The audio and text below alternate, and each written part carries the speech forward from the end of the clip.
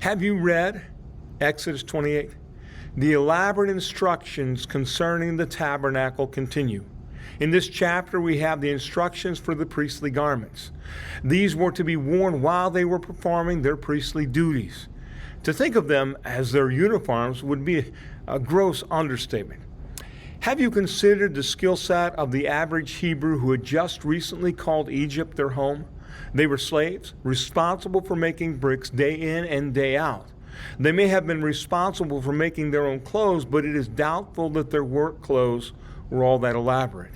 God is asking them to do something they may not feel adequate to do. God is asking them to do something they may have never done before. How do we respond when God asks similar things of us? Things we have never done and for which we feel ill-equipped and inadequate. What do we learn as we read the request? Here in Exodus 28, verses 2 and 3.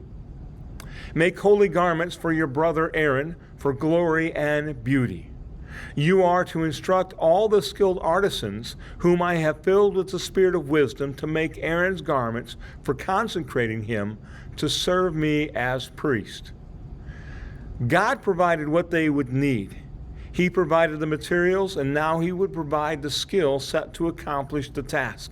The phrase, whom I have filled with the spirit of wisdom, indicates that God has gifted them with the intellect and craftsmanship needed to properly make the priestly garments.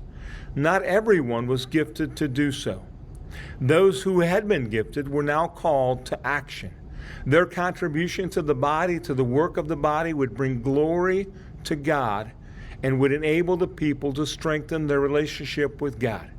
Sometimes I fear that we say no to the very thing God has gifted us.